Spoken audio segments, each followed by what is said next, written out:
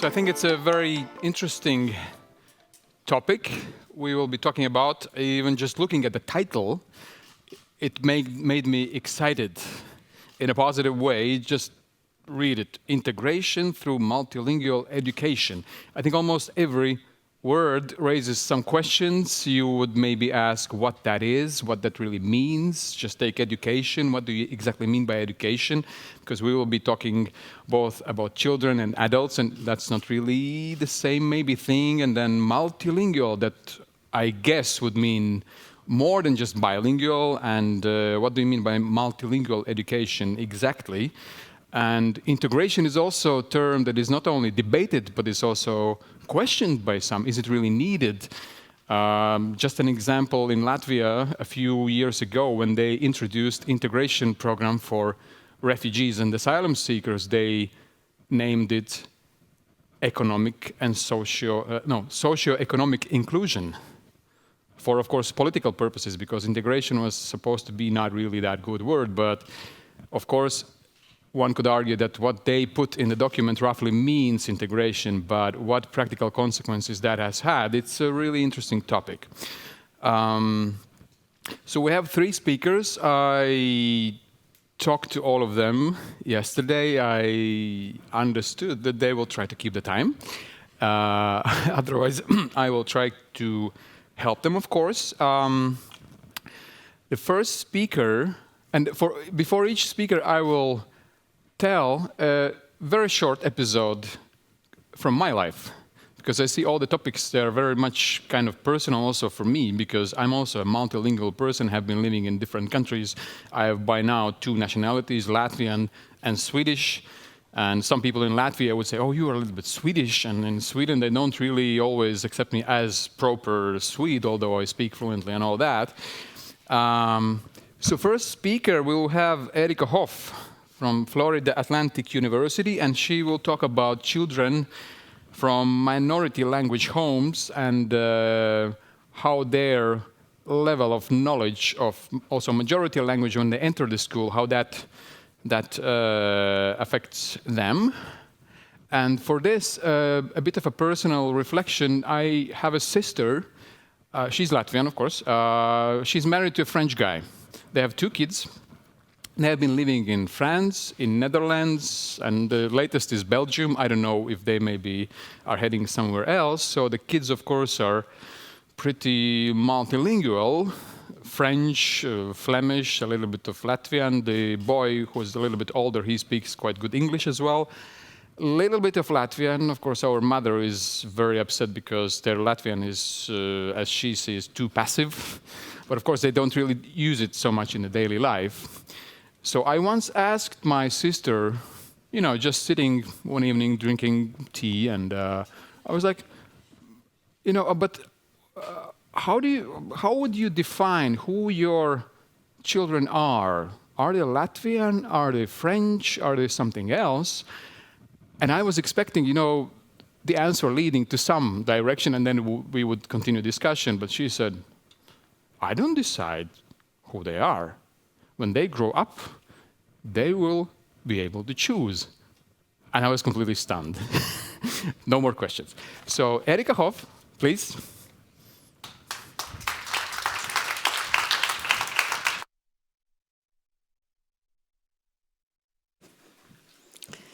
Okay, yes, so this is working. Thank you very much for the introduction. I'm going to be talking about a topic that I think really hasn't come up yet. It's not the question of how valuable bilingualism is, or how to get people to appreciate the value of multilingualism. My topic is how can children become bilingual? And it is, sorry, I need to plan ahead here. So it's a question that I have tried to address by studying the English and Spanish language acquisition of a particular group of children, that is children born in the United States to immigrant parents. So in the children I study, one or two of their parents is a native Spanish speaker who immigrated from a Spanish-speaking country. They live in homes where they hear Spanish, often in combination with English to some degree. And the question is, what does their bilingual development look like? So let me start by saying that the research I'm going to present is not something I did all by myself. I had many colleagues and collaborators to whom I am very grateful. Okay, so here's the starting point. Many children in many countries hear a language at home that is not the majority language of the country in which they live, nor is it the language used in the schools they will attend. And many of these children have difficulty when they enter school. That is, in the United States, if a child comes from a home where a language other than English is spoken, that child is given a test at kindergarten, that is, at 5 years at school entry. And if the child doesn't pass that English language test, then they are given special services. Many, many children from minority language homes pass that test. That is, their English skills are adequate, and they have trajectories in school that are indistinguishable from the trajectories of monolingual native-born children. So right there, you have evidence that dual language exposure at home before school does not necessarily doom a child to inadequate English skills. But there are also many children who do not pass that screening, and they do have trouble in school. So the data from the United States are different from the data on Greek-English bilinguals that we heard yesterday. In the United States, it is not a reasonable thing to say, don't worry, they'll learn it in school about English. Children who reach school age without adequate English skills, adequate in the sense of what the school system requires. It's not adequate in any universal, deeply true sense. It's just a matter of meeting the requirements of the next stage that your world puts in front of you. But those children do have difficulty. And so that raises the question of, well, how do children become bilingual? How do children hear Spanish at home and acquire Spanish and still have adequate English skills? And so that's what I study. I try to understand what the factors are that support bilingual development in young children, and in the hope that understanding will also tell us what we need to do to help the children who do not reach school age with adequate skills. Okay. So the data that I'm going to present come from a study that I have been doing for several years. The sample is approximately 120 children from Spanish-speaking homes. The exact N differs depending on the analysis. And I also have a comparison group of children from English monolingual homes from the same basic environment. What we did, starting at the age of 2.5, we visited the children in their homes.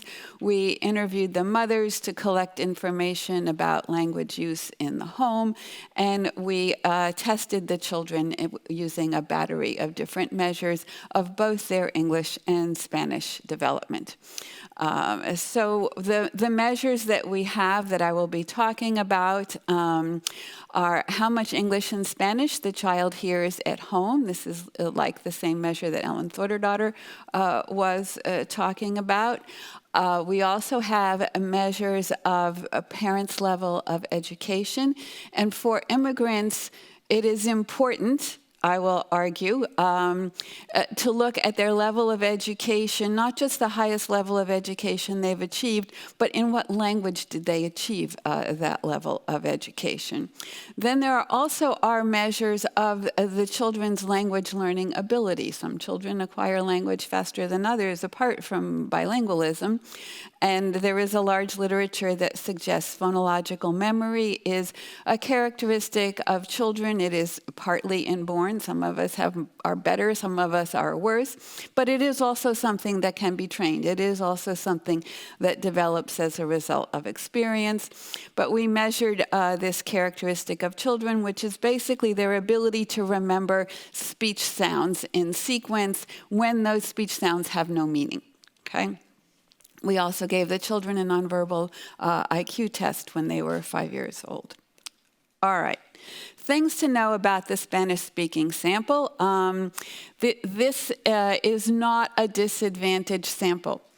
The nature of the Spanish-speaking immigrants to South Florida is such that this sample is highly educated and fairly affluent. So these are not high-risk, low SES bilingual children or migrants. And the children were born in the United States. 89% of the mothers were native Spanish speakers, 75% of the fathers were. You can see the parents had high levels of education, but some of those college degrees were earned in the Spanish-speaking country before the parents arrived, and that turns out to be relevant. And what that bar graph shows you is the relative proportion of English and Spanish used in these children's homes. So it was fairly stable over the period from 2.5 to 5 years. On average, the children came from Spanish-dominant homes. Remember that, because the data will suggest otherwise. Okay, so what can these data tell us? They tell us something about the course of bilingual development for children in this circumstance, and the analyses that I will present tell you something about what are the factors that create individual differences. That's what I'm looking to understand is, given children in this circumstance, why do some of them get better Spanish skills than others, and why do some of them get better English skills than others? And what's the relation between the Spanish skills they get and the English skills they get? So here's a picture of just the raw data. The top line, comes from a standardized expressive vocabulary test. So you saw the kids' pictures and they name the pictures, and that's your measure of the vocabulary that they know. We give the same test in English and in Spanish. The top dotted line is the performance of the monolingual English children. The next line below that is the performance in English of the children from Spanish-speaking homes, and the line below that is the performance in Spanish of those same children. So here you see a pattern that is repeated however you want to look at the data. It is a pattern that I found in a previous study of younger children. The children from Spanish-speaking homes are below the monolingual children in English, even while they are English dominant. That is, on average, these bilingual children, or these children in Spanish-speaking homes, have stronger English skills than Spanish skills. Okay, if we get fancy statistically, and in these analyses, I have used only the children who hear some English at home. So I'm not including children from monolingual Spanish homes. And what you see here is the effect of the relative amount of English and Spanish exposure at home. So on the left-hand side, what you see is the growth curves estimated for 4 different levels of English exposure at home. The top line is the vocabulary growth of children who hear 100% English. The next line is children who hear 75% English. That is, 75% of their home language exposure is in English, and so on going down.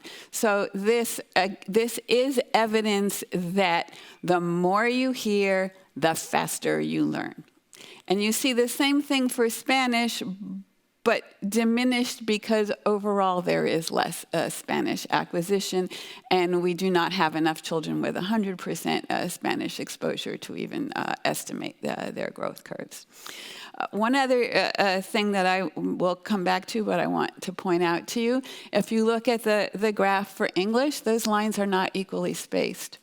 That is, and because this graph tells you that the amount of English used in the home is related to the English proficiency of the adults in the home. So the children who hear more English are also hearing English from speakers who are more educated in English and more proficient in English. So what this graph tells you is the effect of the combination of the quantity and the quality of the English input.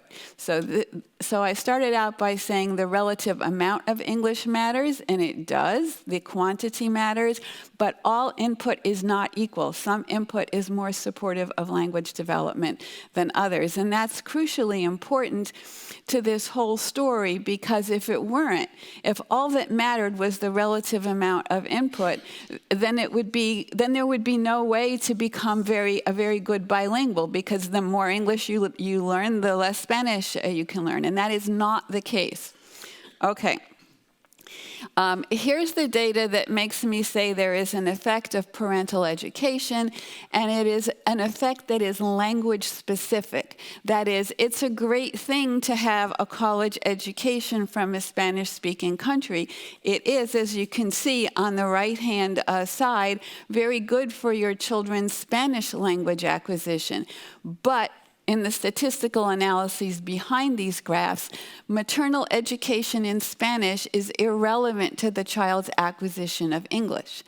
And similarly, what you see on the left-hand side is the growth curves in English for children of, now these are all children of native Spanish-speaking parents.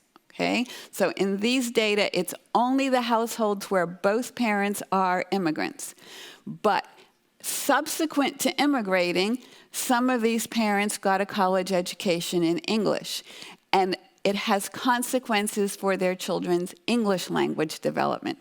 The children whose parents are not native speakers of English but are college educated in English have better English skills than the children of parents who are not educated in English.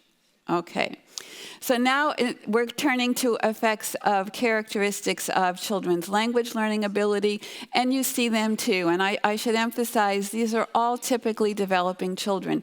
These children are all, they were screened for language disorders at the entry to the study, and if they showed any sign of language disorders along the way, they are not included in these data.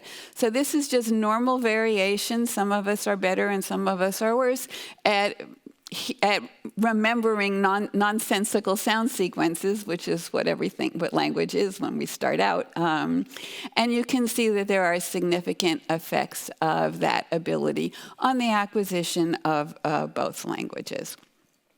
Okay, so to summarize so far, we have looked at predictors of English development and Spanish development in these children who hear both from a very, very early age, if most of them from birth. And the factors that matter are the quantity and the quality of exposure. Quality of exposure, my indicator is maternal level of education in that language. And there are also characteristics of the child that mattered. I showed you the graphs that for effects of phonological memory. We also find a significant effect of nonverbal IQ for English only, and I would love to be asked a question about that later. Okay. So now what I'm going to do is turn to trying to capture individual differences in bilingual skills. So far I've been talking about the acquisition of English and the acquisition of Spanish, and I'm going to get faster to boot. Okay.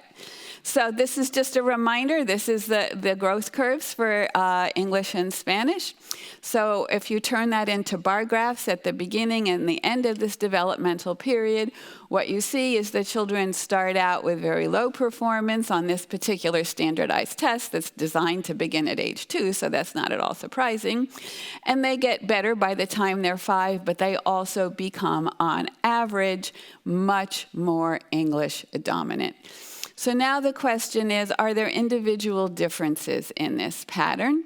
So this is a scatter plot. So every dot is a child. There should be 126 dots on this picture. And what you can see is the dots are all over the place. Statistically, there is no relation between level of English skill and level of Spanish skill. And I am not the first person to find this, and this is not the first study in which I have found this result. Everybody who looks at this finds a low to zero relation between children's skill in each of their two languages at this age. So children can vary on two dimensions. So a child here, down here, take this child, has low English vocabulary and low Spanish vocabulary. A child up there is strong in both. So this dimension is balanced. So here we have a child who speaks English and not Spanish, and here we have a child who's pretty good in Spanish and not so great in English. So there are two dimensions on which children vary: balance and total vocabulary. And that's what allows balance not to be the only story. Now, if you just look at this with the naked eye, it seems like everything's possible. You can be strong in both, weak in both, strong in one, strong in the other.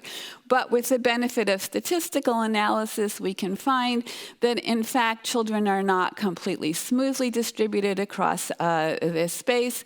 There are clusters, and here are so there are 4 clusters that we can identify. And what I have done is graph the English and Spanish skills for each of those 4 clusters.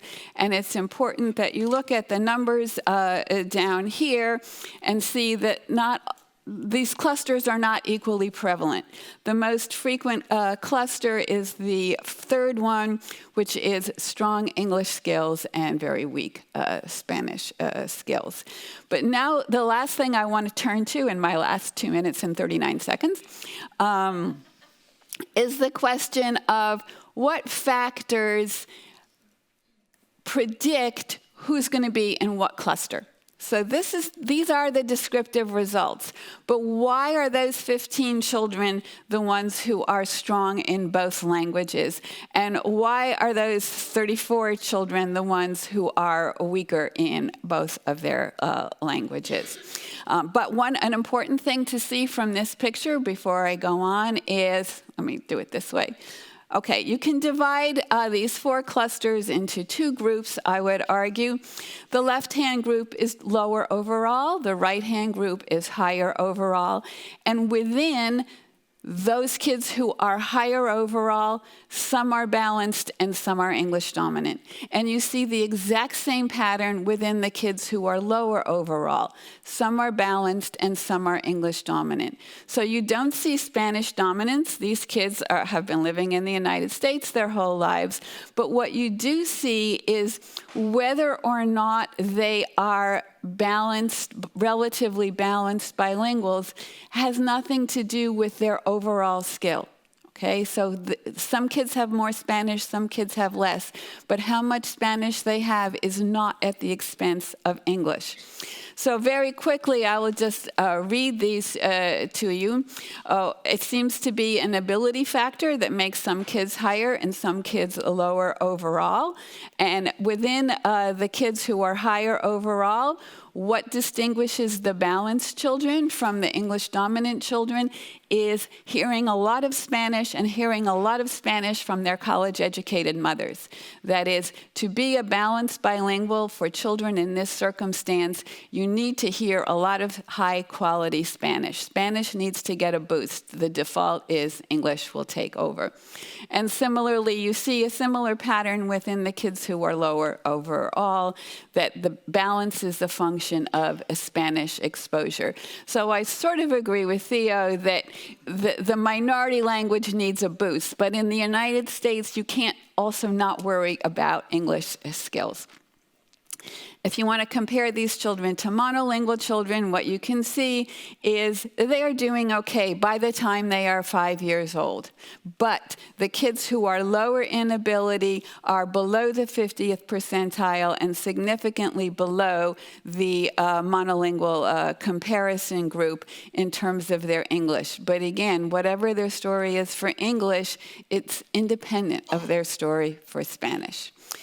Final note, because my time is up, everything I've presented so far has to do with expressive language skills. If you look at these children's receptive skills, that is their ability to understand, and here's one measure, but I have other measures that tell the same story. These children are stronger in receptive skills, stronger in the sense of closer to monolingual levels, and stronger in the sense of their English and Spanish are more nearly equivalent in their ability to understand than in their ability to produce, which is like what your mother doesn't like about her grandchildren, that they are passive bilinguals. That's a very common pattern.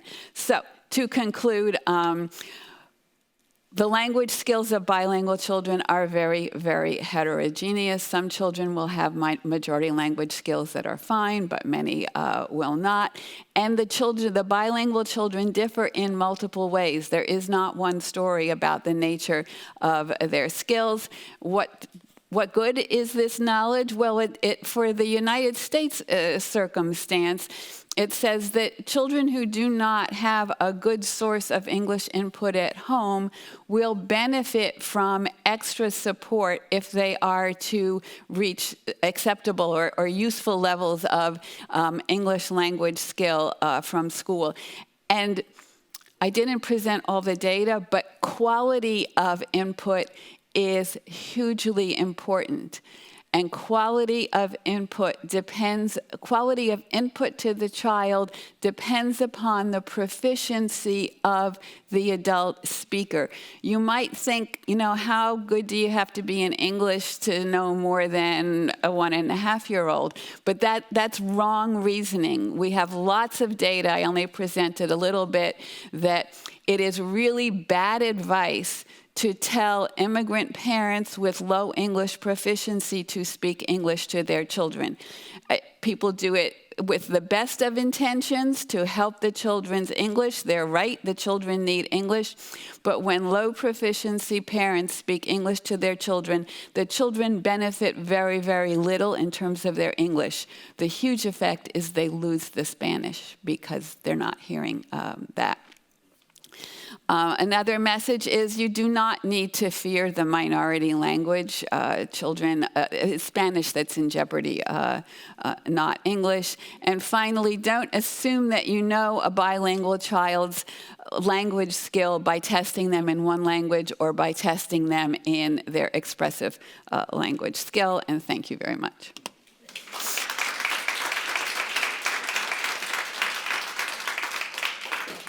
So I think I have to yield the floor now, right? Thank you, Erika. Okay. Yes, we will have some questions, hopefully, in the end, after all the presentations. So now we will turn, as I understand, more to the adult world, and a little story from my side about how also your own language can be affected when you, as in my case, I spent in total 7 years abroad. Basically immersing myself in Swedish language and society and politics and everything.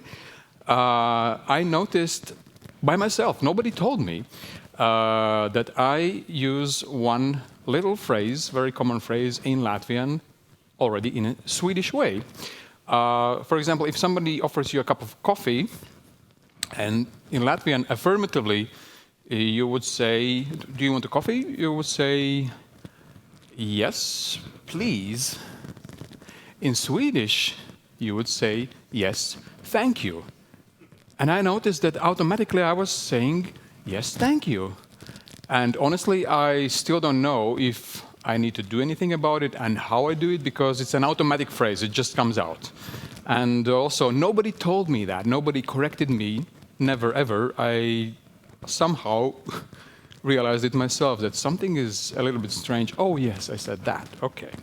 So, we will now have Monika S. Schmid from University of Essex in UK, talking about multilingualism and how that also can affect your native language. Please, the floor is yours.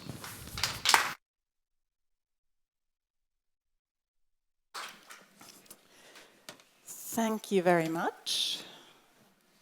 Is this my... Yes, very good. Thank you very much for inviting me. Thank you very much to Anastasia and the organizational team. I think this is a really, really interesting conference and I've enjoyed it hugely. I'm a little bit, I think that I'm a little bit oddly placed in this panel because the panel is supposed to be about multilingual education. And what I'm going to be talking about is not so much the things that you are educated in, but kind of matters of lifelong learning.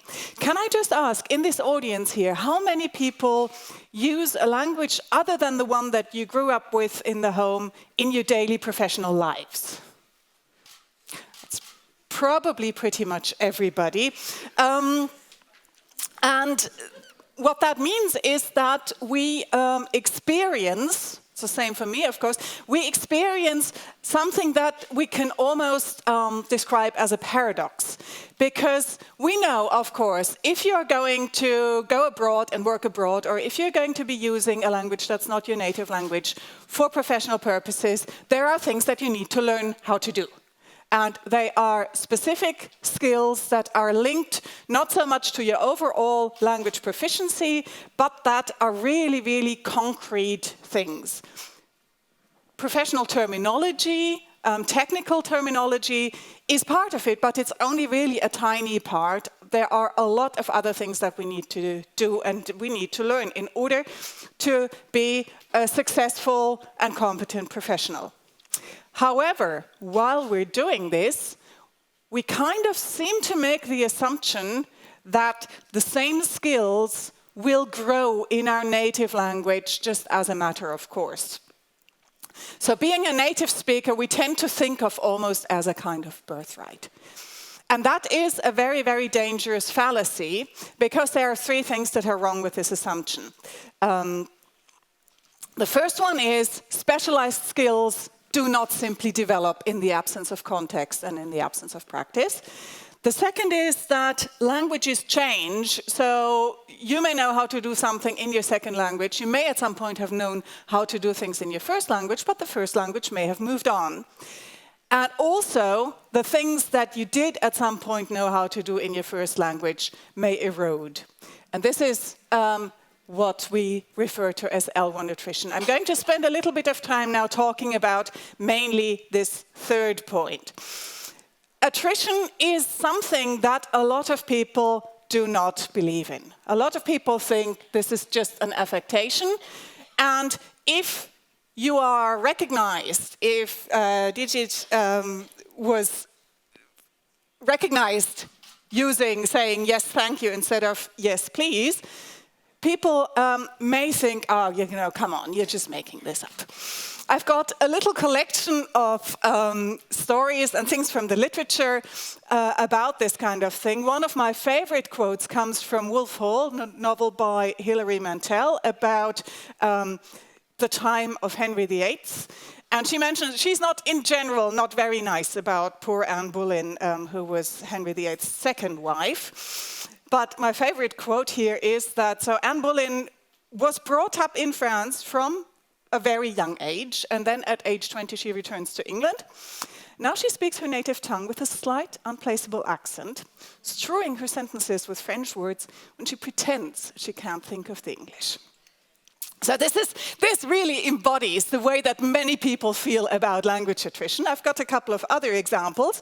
About a year and a half ago, there was an article in The Guardian about the joys and benefits of bilingualism. Whenever I see anything like that in the media, I do what we probably all do. I skip the article and go straight to the comments. And one of my favorite comments on this one was, somebody said, I live in Brittany. My wife does not speak any English apart from I love you and shut up. I find it very difficult when I have to speak English, as it is very, very rare. I too tend to drop in French words when I do speak English. To which somebody else responded, and remember, this is the Guardian, this is not the Daily Mail, said, should have taught her then, your wife, how to speak English. The second part I don't believe. And then other people chipped in and said, there were lots of comments saying, no, this is very believable. I've got a relative who does it, my wife does it, my granddad did it, my father does it, and so on and so forth. A second example, also in The Guardian picked up something that I had written for another site about language attrition. And again, of course, I went straight to the comments, and one of the first comments was very helpful, very constructive. This whole article is utter nonsense. Well, I thought, okay, nice to have that straightened out. But then again, the same thing happened. Lots of other people said, oh, no. I noticed this. I am doing this myself. My granddad did it. My father did it. Other people did it, and so on. So a whole collection. And then the original author came back and said, right, okay, so this is what's happened to me. I do not have attrition. My English is perfect. I also have a friend who doesn't have attrition, so clearly what this person said is nonsense. I find this interesting for three reasons. The first is that every linguist recognizes the fact that we come out, we say, okay, here's my research, I've studied dozens, hundreds of people, this is what I found, and then somebody else comes and says, oh yeah, no, but it doesn't happen, it doesn't apply to me, I don't recognize this, so this is wrong. The second thing is that this little excerpt, about 150 words in total, contains phrases such as, speaking English takes a short time of correction. For a few minutes, so this is about his friend, for a few minutes she got confused when changing countries. For a few minutes she got... the brain need a short... S missing here, right? I think all day in French, except when I come on The Guardian. So 150 words that this person was writing about how good his English is, where he has a lot of things that are prototypical of what we see in language attrition. This was the second reason why I thought this was interesting. The third reason why I thought this was interesting is my favorite. It is the fact that the person who said this is all nonsense and it doesn't happen to me and my English is perfect, and the person who 2 months earlier had said, I find it very difficult when I have to speak English as it is very, very rare, are in fact the same person. So when I saw that, I thought, right, I'm going to be dining out on this little anecdote for the rest of my lives. Because, of course, if so many people believe that attrition is an affectation, and that includes the people who 2 months earlier have said, I've got this, I mean, what chance do we have as attritis, really? So, for all those of you who don't believe in attrition, please suspend your disbelief a little bit for the next part of my talk, because I'm going to tell you a little bit about what you can expect when you are attriting. Attritis do certain things quite consistently. We sometimes find ourselves in the middle of a sentence and realize there is absolutely no way that this sentence will ever come to a good end. Because maybe we're sort of structuring it around a verb, and a verb structure, an argument structure that doesn't even exist in our language. We become very disfluent, we pause, we hesitate, lots of ums and ers and things like that. We borrow things, we code switch. We may use language that is quite inappropriate, and we also may have a more or less perceived foreign accent in our native language. And we can sometimes produce very, very weird expressions. Yes, thank you, for example, right? Now, all right, you might say, why is this a problem? Well, it is a problem because the way that we assess other people, the way we gauge how competent they are, how intelligent they are, how capable they are, is based in no small measure on how they use language.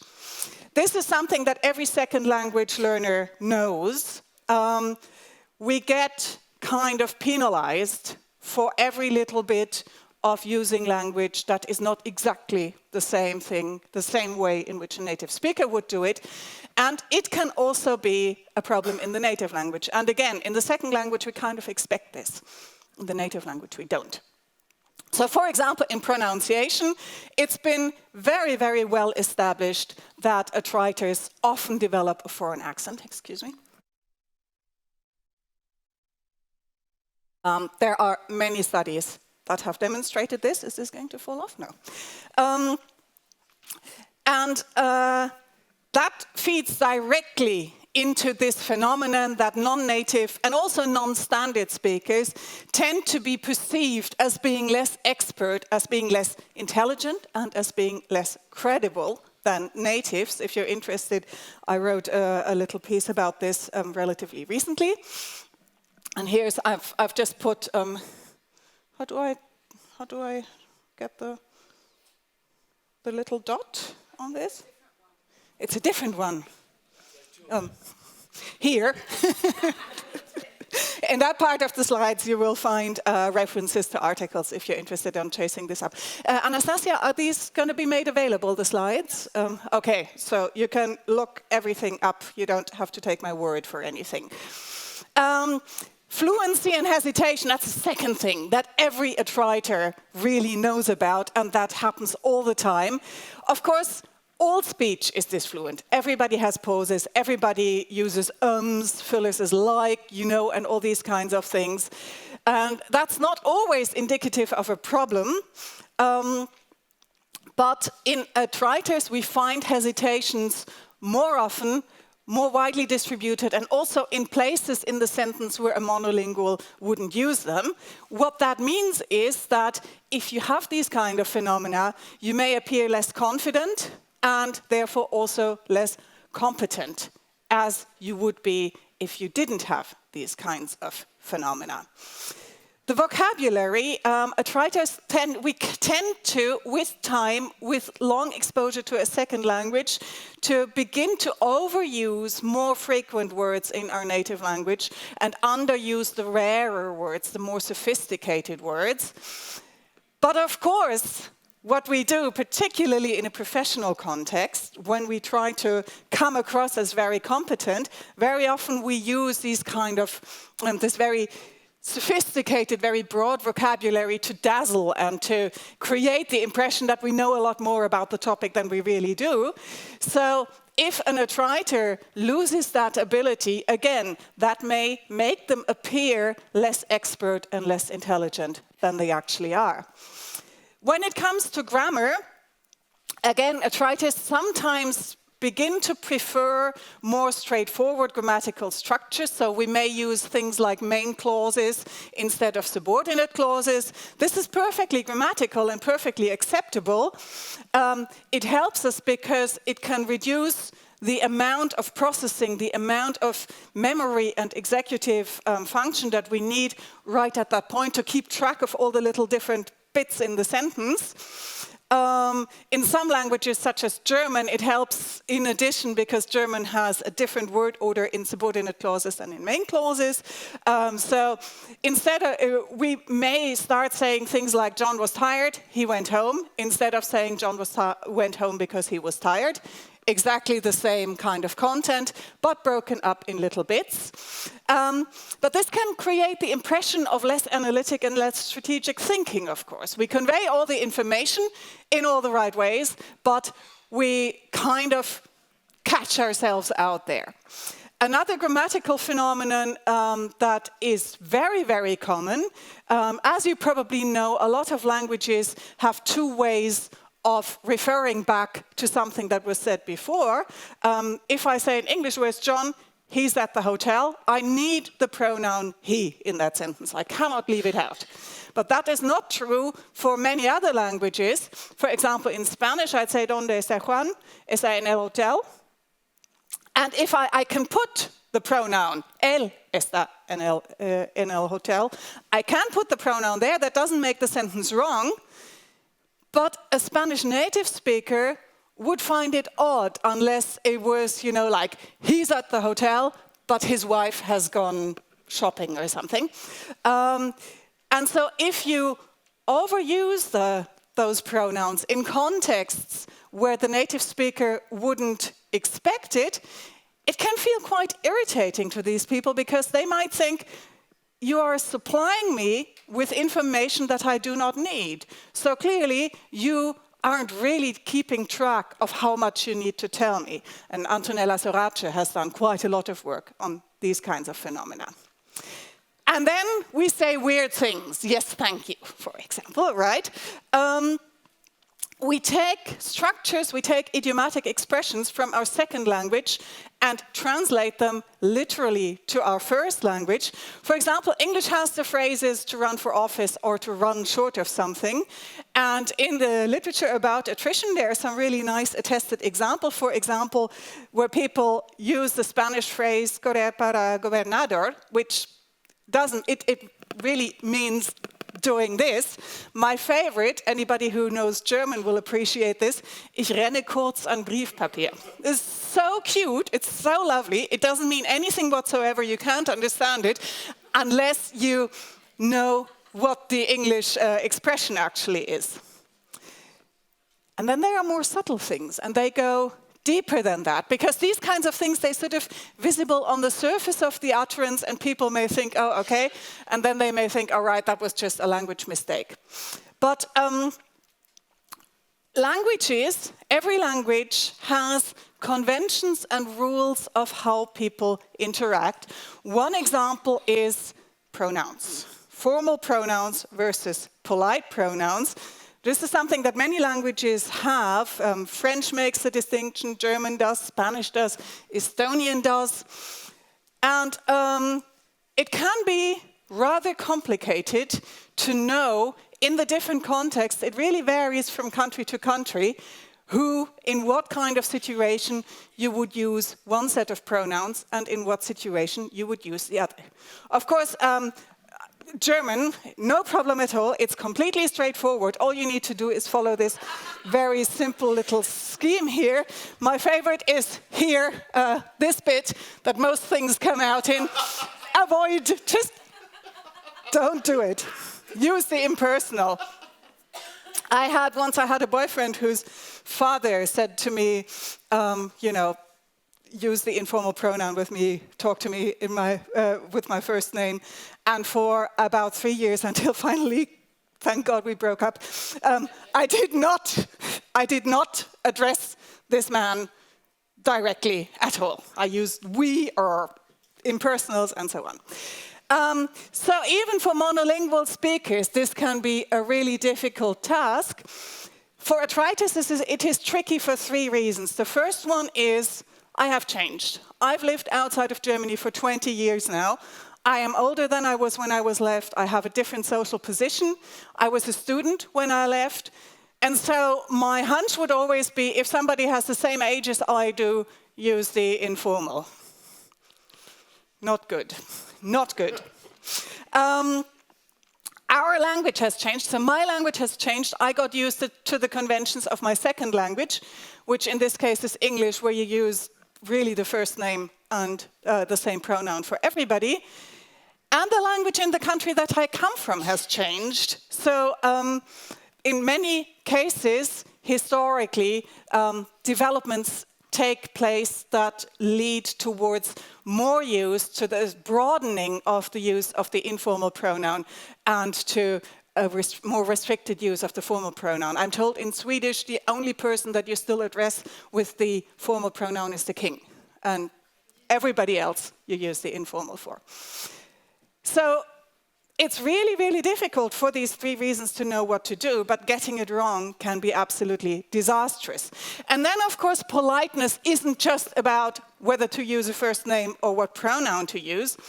There is a lovely little quote in the autobiography of a Japanese-American woman who says, "I can only fall silent because 30 seconds into the conversation, I have already failed at an important task. While I was bowing and saying hello, I was supposed to have been calculating the other person's age, rank, and position in order to determine how polite I should be for the rest of the conversation." Now, this is very important because we use language to establish relationships, to position us in relationships, both in our personal relationships and in our professional relationships. And the way in which we use style, the way in which we use our body language, and all these other kinds of things vary depending on the role that we have and depending on the context that we are. As we become professionals, as we gain experience, we learn how to do this. Most of us are never taught what it means to act, to talk, to behave like the professional of the particular role, and whether that is somebody at a checkout counter in a supermarket, or a doctor, a nurse, a teacher. All of these roles have expectations for behavior associated with them, which we simply learn, we simply gain by doing them and by operating in this context. It's a very, very dangerous fallacy to assume that while I'm learning how to do that in my second language, somehow magically the same skill set will grow and develop in my native language. Because we cannot just take what we know in the second language. Even if that were the case, that we could just translate it, it would probably not be considered appropriate, because there are so many things that vary between languages. For example, body space and distance. How far away is it considered appropriate to stand when I have a conversation? How do I make a polite request or accept a polite request? Yes, please, or yes, thank you. How do I offer, oh, you know, I'm happy to do this for you. How do I do that in other languages?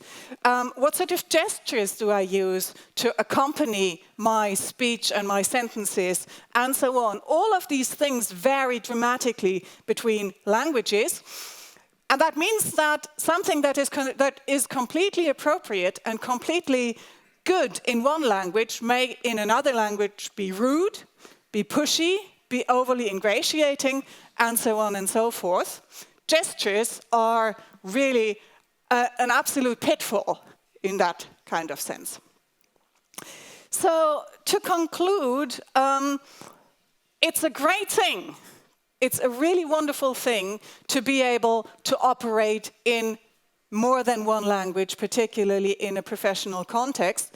But we should be aware that being able to do this in a second language always has consequences for the native language, because specialized skills need to be acquired in the context in which we use them. They do not magically develop just by themselves. Generalized language skills, how to use pronouns, how to make sentences, when to use a zero pronoun versus an overt pronoun, and so on, these skills need to be maintained in the native language. And I think what's really important, in light of these quotations that I showed you at the beginning about Anne Boleyn and people who lose language and how all of this is an affectation, I think it's really important that an awareness is created about this, so that speakers who are affected by language attrition learn that there are certain things in their native language that they can no longer take for granted. And also that people who work with such people, so for example, if you are an employer, you're looking to fill a position and somebody comes and interviews and you know they're a native speaker but their language use is a little bit off, that you understand why that is the case and that it doesn't mean that there's something wrong with them. So here are, in case you are interested in this, here are some resources that you can go to and look up. and find out more about this very fascinating topic. Thank you very much.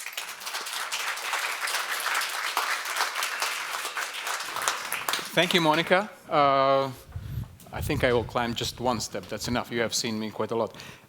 So we will have now last presentation, and my personal episode for that one is as follows. I was born in 1977, Soviet time, so Russian language was all around, and I was just, learning it on the go. And I remember one day in the kindergarten, one of the kids making some kind of practical joke spread the message that on that day, we will all have to speak Russian all day long. And I just remember there was not really a fear, but that uneasiness that this created, anxiety even, waiting for the date, oh, is it really going to happen? And the thing was, I was speaking some Russian, and all the kids were speaking some Russian, but to take that leap all of a sudden and speak all day only that language, that was not really something that we could accept that easily. Of course, that day came and nothing really happened, and it was just a joke. And but this just reminds me about how even when you maybe know the language, it's not always that easy to just switch and just jump into this new environment. So we will have the last speaker for this panel, Claudia Maria Riehl from Ludwig-Maximilians-Universität in Munich. And the topic is about how multilingual education contributes to integration. Please, the floor is yours.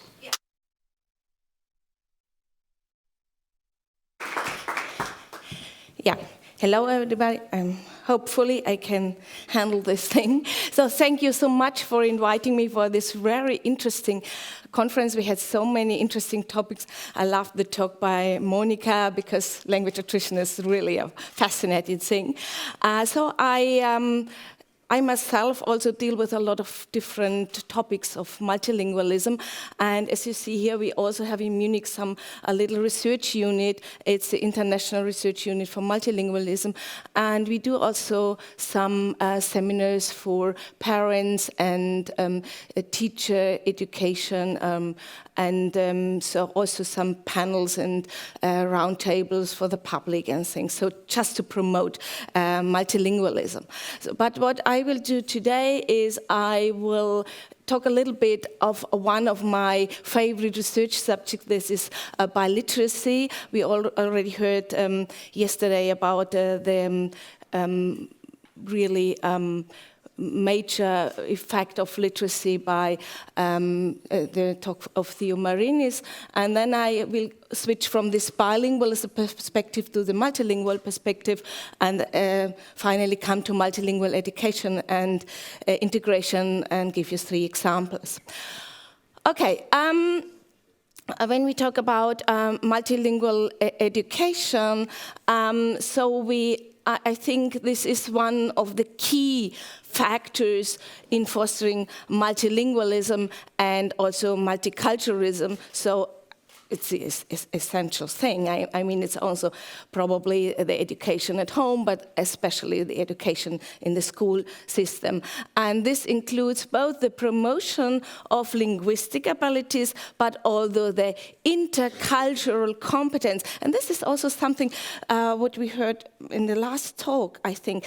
There's pragmatic competence. This has something to do with intercultural competence, how I say thank you and how I behave in a certain context in different cultures. And so that program that aims at maintaining and developing the minority languages along with other languages are associated with positive academic outcomes. I will show you some examples in a minute. And in this context, I already hinted to that, my favorite topic, the acquisition of literacy in a minority language is a decisive factor. So I come now to the role of biliteracy. We already heard about this yesterday, but we heard that there are also lifelong benefits in becoming bilingual and biliterate. So there are cognitive advantages. Antonella Soraci mentioned that in her talk, like creativity and also the attention, focused attention and other cognitive advantages. And there's also increased language awareness, and we heard about this in the talk of Theo Marinis as well. So this helps us to improve our language competences across the languages. So we have some knowledge of grammar and other aspects. On the other hand, you see, on the one hand, you have these benefits. And on the other hand, there are also studies showing that the underachievement of students is linked to the failure to teach literature long enough in a language best understood. This is an example from South Africa. So on the one hand, you have the benefits, and on the other hand, if you don't teach literacy in the native language, sometimes it has negative consequences. Okay, so that even more brings us to the necessity to teach literacy in all the languages the students know. And there are also a lot of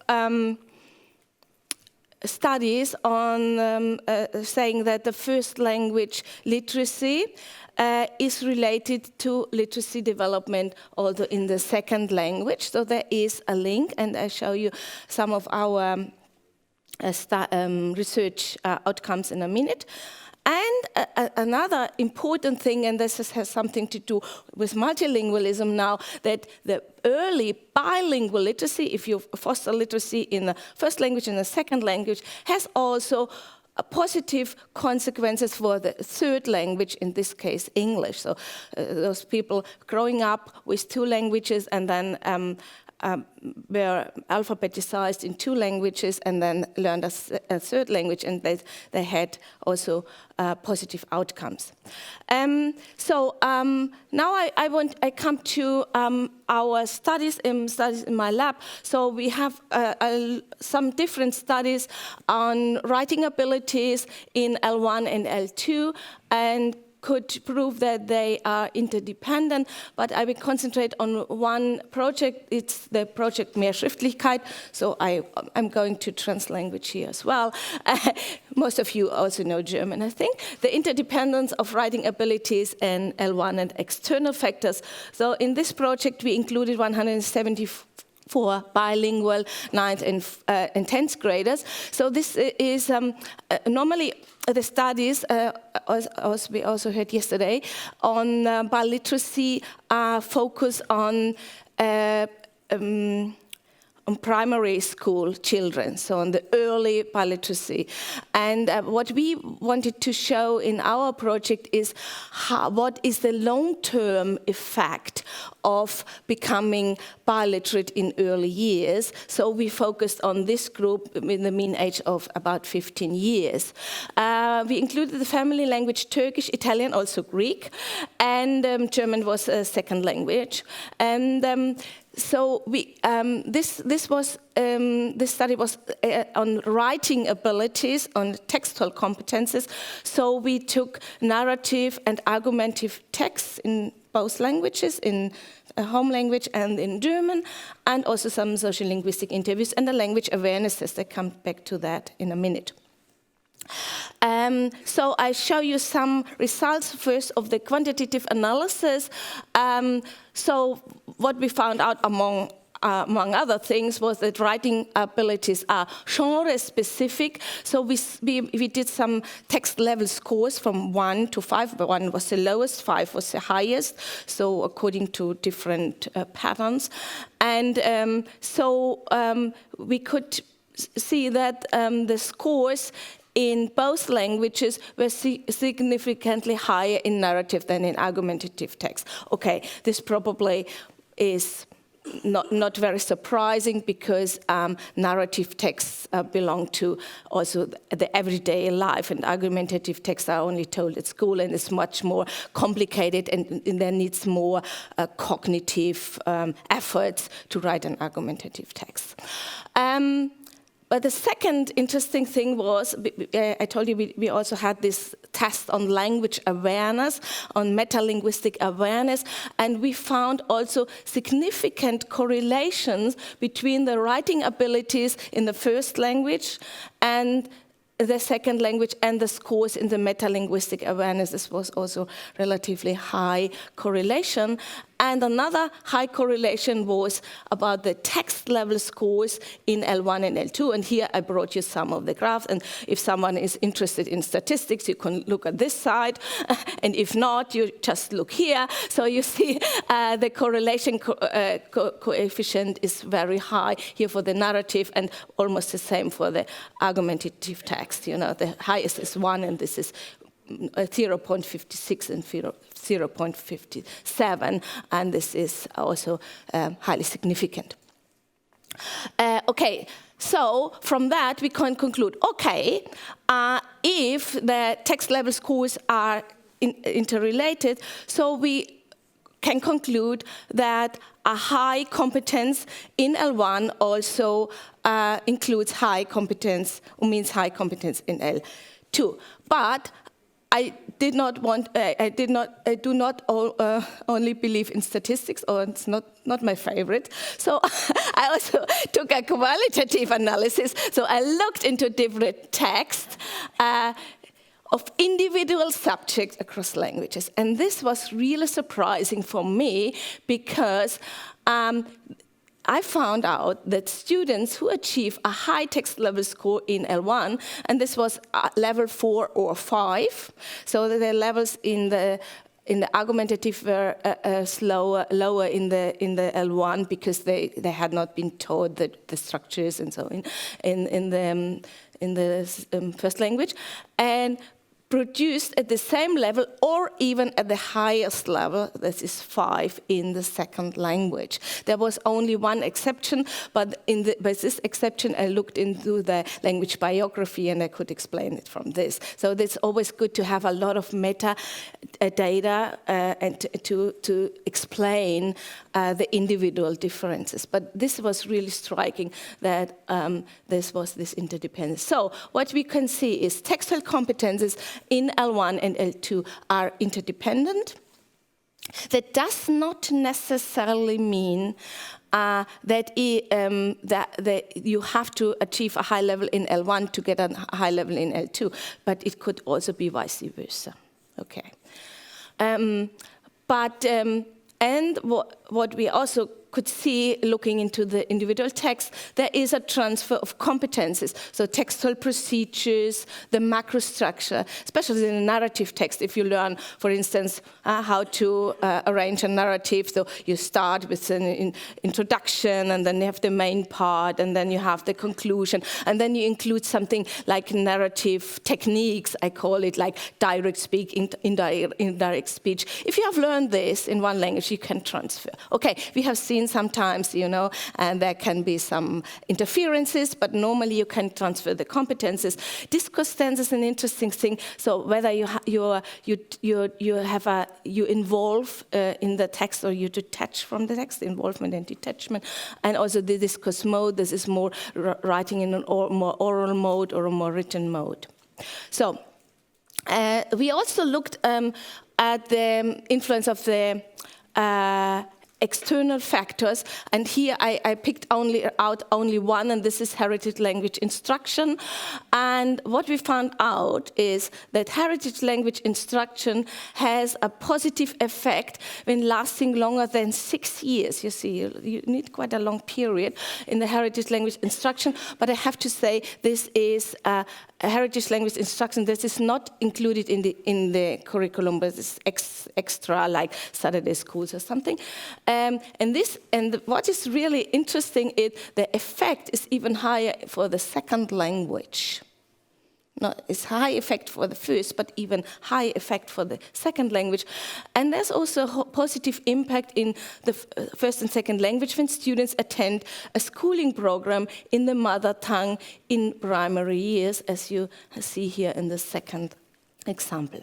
So, general conclusions from the study that heritage language speakers largely benefit from the writing abilities in the L1, also in the L2. I think that's clear.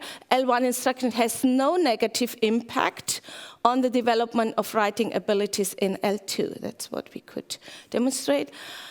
The high competence in both languages is correlated with high metalinguistic awareness, and the competences in L1 can be transferred and vice versa. So now I come to bilingualism to multilingualism, and we have seen that in multilingual learning, the transfer of competences plays an essential role. I think we could see this in also in this study. So you can, and I mentioned in my second slide that there are studies showing that the biliteracy has also a positive influence on the third language. So it's another transfer of the competences on the third and the fourth language. So the languages are interconnected. So language users, as we say, can mentally dock on already known patterns and use them. And another thing is that this has something to do with how our brain is functioning. Learning across languages leads to a sustainable entrenchment, since it links the concept via multiple accesses from different angles. And there's another important thing that speakers use the scaffolding function of this multilingual repertoire when learning additional languages. So the more language, we have already talked about this, the more languages you know, the more advantages you have. And this has also consequences for teaching strategies and activities in the language classrooms. So this is one consequence is implicit learning. I will talk about this in a minute. Learning in a naturalistic setting. The translanguaging, so that means using your whole linguistic repertoire, and also cross-cultural learning. Now I come to the role of implicit learning, and now I come to CLIL. So we even have the evidence from neuroscience for that learning a language implicitly leads to more native-like brain patterns. So they did this EEG, electroencephalogram, encephalogram, something, it's too complicated in language processing, and this is we have to conclude that multilingual programs should include the implicit learning, and we have this in general two problems, this clearly content and language integrated learning. So different content subjects are taught in a second or foreign language, and we have the immersion programs. These are also type of CLIL programs with at least 50% of the teaching conducted through second or foreign language. Okay, and now finally, multilingual education and integration. And now I want to mention something that is really coming from my personal conviction and from my heart, that multilingual education should not focus only on the minority children, heritage and minority language speakers, but also on those poor children growing up in monolingual settings. They are the minorities. So I personally, I grew up only with a lovely dialect. This is Bavarian and German, but I didn't grow up bilingually. So I had to make a lot of efforts to learn all my other languages later in life. And my first foreign language I learned was Latin in the 5th grade. So what waste of resources, I always say. Okay, I loved Latin, and I said, but I mean, so we have to include all these, and this also adds to integration. So they should integrate all students in the process of bilingual learning, multilingual learning, and focus on translanguaging using the whole linguistic repertoire, and also to enable students to interact in different culture. This is the multicultural thing. Okay, and I'll show you now some examples from Germany. The first one is so-called coordinated alphabetization, the KOALA program. And this is a parallel alphabetization in the heritage language and in school language. The concept is that there's a tight collaboration of L1 and L2 teachers. I think this is one of the most important issues, that teachers work together so they can exchange their experiences and also introduce similar subjects, and so because here in the L2 acquisition is facilitated in this program by providing translation equivalences in the heritage language classes. So if I say, okay, what you are talking about in your German class, and then the heritage language teachers introduces this already in the heritage language class. And another thing, and this is important for the multiculturalism thing and intercultural learning, that all languages are included using rituals, generative writing, singing, rhyming, blah, blah, blah. And the philosophy is high esteem of all competences and the high visibility of multilingualism. So I have some examples. You see here, you have the poster, Guten Morgen, good morning, in different languages. And you have this, what our aims are, and others also in different languages, and also these labels on objects like Dolab and Schrank in different languages, Turkish and German in this case. So you have a multilingual environment in this case. And there was also, I'm running out of time, but probably two more minutes. We have a positive evaluation. At the end of grade 4, the KOALA students achieve significantly higher scores than same background peers in German-only programs, and this includes structure and length of written text, variety of verbs and adjective use, complexity of syntax in the L2 German in this case, and achieve highly balanced bilingualism. And another key factor here is the open-mindedness towards linguistic variety and interculturality among the teaching body, and this has also a positive impact on language education. Another example, and this builds on this KOALA, is the bilingual learning in the Kölner Grundschulen, europäische Grundschulen. There are additional lessons in the partner language for 5 hours a week, Italian, Spanish, French, Turkish, and English programs. The concept is that in the language classes, students are divided into groups, but not according to languages, not one group, Italian and German, but mixed, and so students can learn from each other. And in this group, there are only the half of the numbers of students, so we only have 15 in one group, that they can learn better. And social studies is taught bilingually, and now this is the most important thing, the composition of the student body is 1/3 monolingual in the partner language, 1/3 monolingual in German, 1/3 bilingual. Does not work for all languages. I was in the Italian school. In Italian it works. In Turkish it doesn't work so well, so that Germans normally don't attend the Turkish schools. But interestingly, there are also a lot of people from other language backgrounds. For instance, in the Turkish school, we have people from Azerbaijan, because the Azerbaijan language and Turkish language are talk languages, they are similar, so they can also profit from that. So, and my last example, and this is the best one, I think, these are the so-called staatliche Europaschulen, as they are public schools, offering bilingual education from primary school to high school graduation. And at the end, students can achieve a double degree in both languages. And to date, they include 9 different partner languages. You can read this here at 33 different sites in Berlin. And the concept is the following.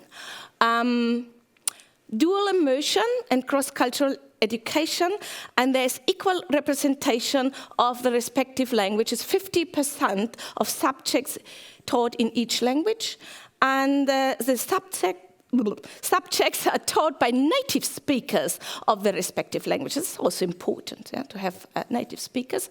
And the idea is of the composition, half monolingual in the partner language, half monolingual in German.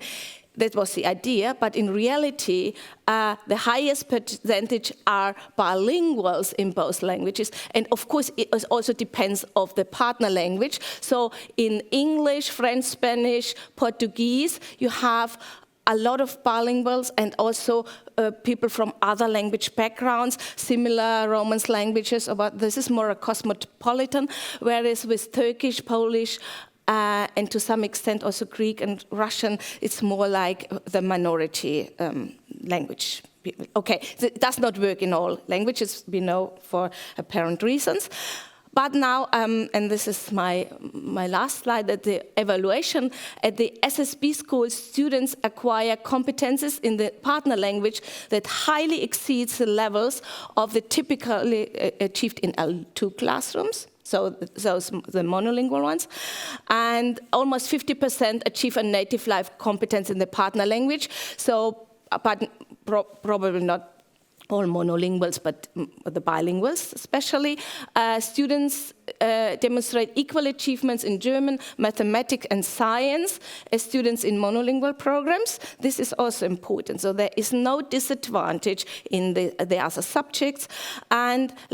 And this is also important for multilingualism. Language skills in the third language, English, are significantly higher than those of similar background peers in monolingual schools. Though they profit from the bilingual education also for English. Though I think this is a really important message, that English has no disadvantage when you learn other languages as English as a second language. So I will always want to encourage people to learn in Germany, first, of course, German, and then a second language, but not English as a second language and third language English.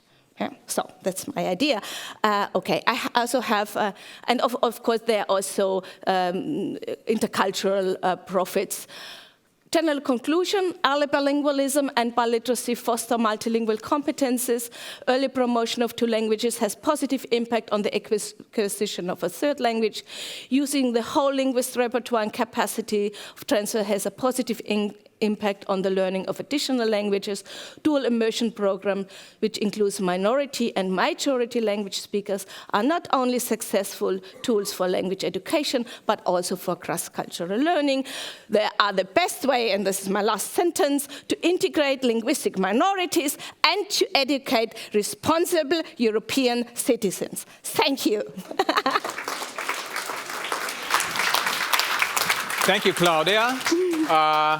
I would like to invite all the panelists back on the stage and take your seats. As I understand, we have time until 10:40-ish, right? So we can actually answer some questions. We will see if there is anybody from the audience. I mean, I would like to talk to you all day long. It's also interesting, and it all relates to my life as well. Before anybody raises the hand, I have my first question to basically all of you. You, I think, all mentioned both multilingualism and bilingualism, which of course is not exactly the same thing, but how do these correlate to integration? Is it more like a precondition that it is needed, or is it just something that can boost integration, or is it maybe something that in some cases might even make integration slower, for example? Okay. Well, in the United States context, certainly children have to learn English. There's no doubt about that. The question then becomes, what's the value of their also learning Spanish? And I think it's a reasonable question. It's a question that deserves more research. One argument is, nowadays, their families want them to. That was not always the case. 100 years ago, immigrants were like, I'm done with this language and I'm going to focus on English. But currently, at least among higher SES immigrants, there is a great value placed on maintaining the heritage language. And so one could argue that that's reason enough if this is something parents want for their children. There is some research that suggests quite credibly that when the children acquire the heritage language, it is good for family relationships because the parents often don't become terrifically proficient in English.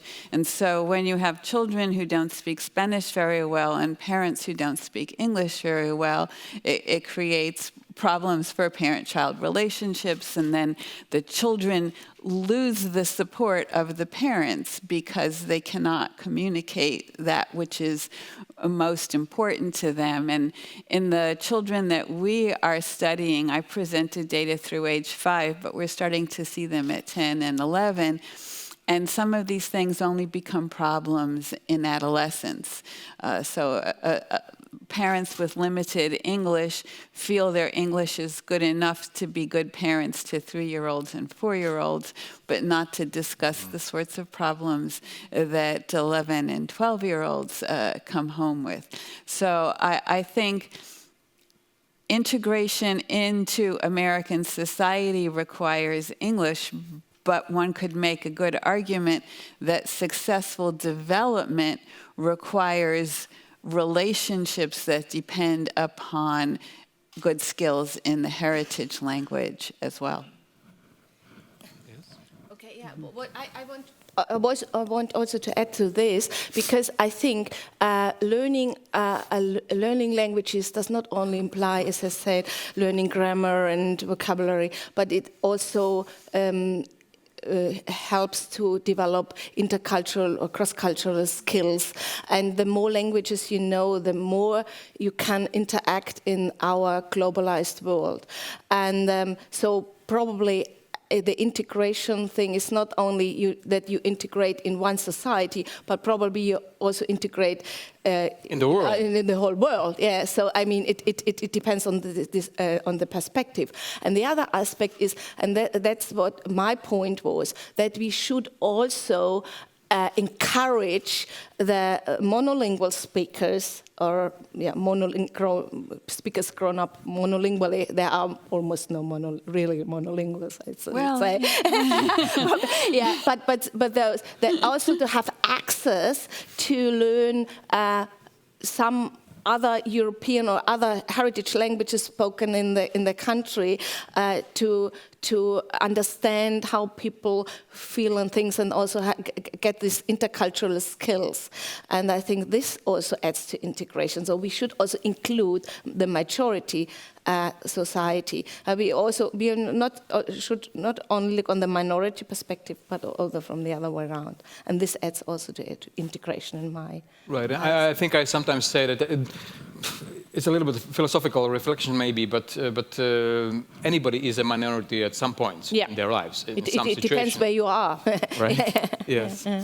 You maybe more about adults, maybe about reintegration, which is also a funny process sometimes. Well, on the other end of the continuum from the United States, most powerful country in the world, one of the largest languages of the world in the world. I lived in the Netherlands for a long time.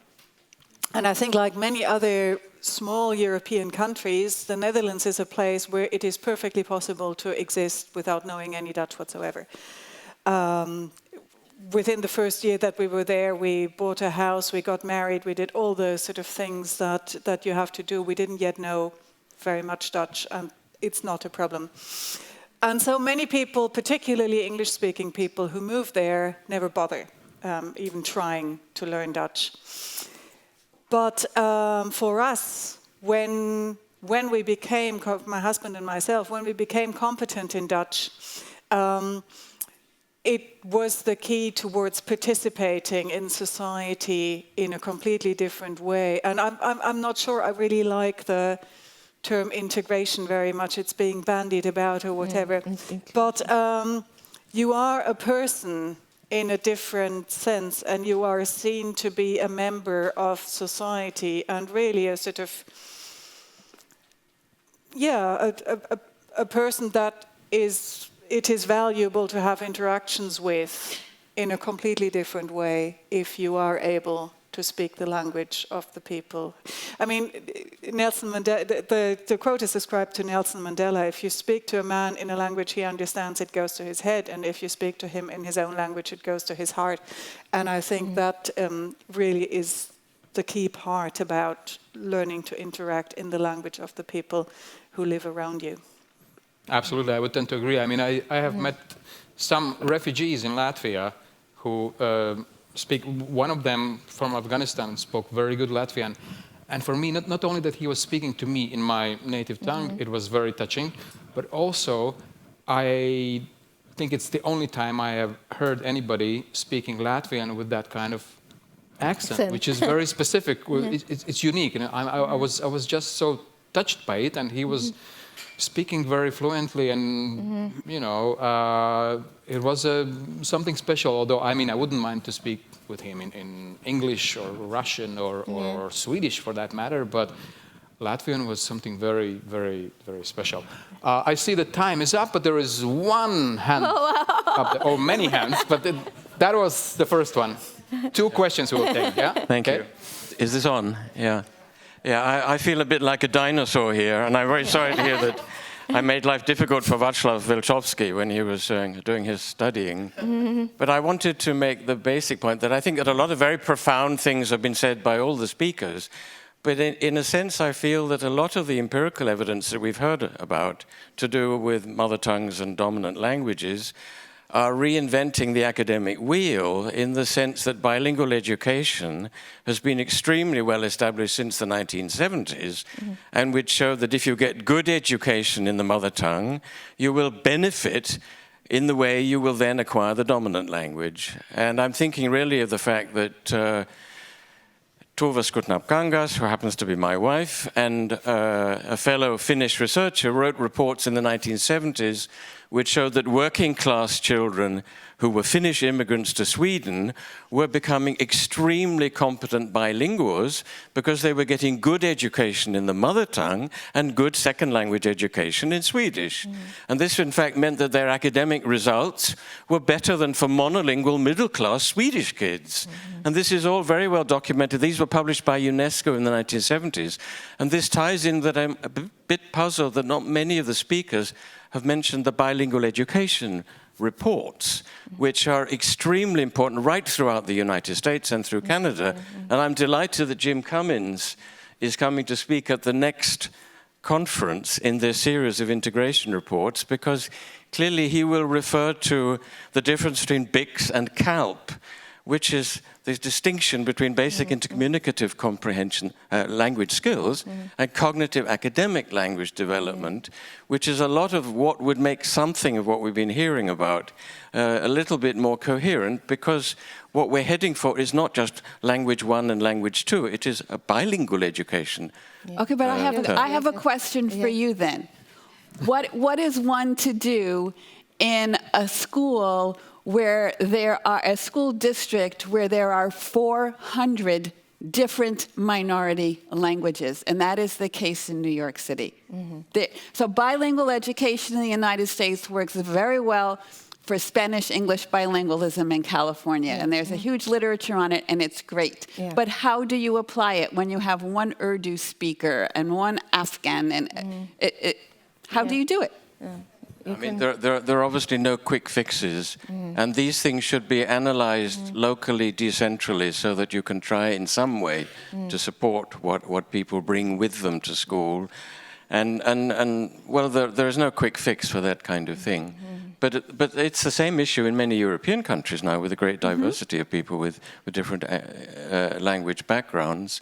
But again, all of the things we've been hearing about, the way families can support each other, where choosing your parents makes a big difference to your chances of success. There are ways of achieving all these things and producing people who become competent trilinguals. But decentralize as much as you can and try to relate to what kids bring to the classroom instead of eliminating it. And how you can best do this is something which individual teachers, individual schools need to react to.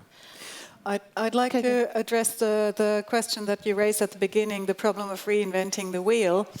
And of course, you're right, we have known these kinds of things since the 70s, but I would just like to sort of recall to you the response that I had from this person in The Guardian, and that all of us know, from teachers, from doctors, from speech-language therapists.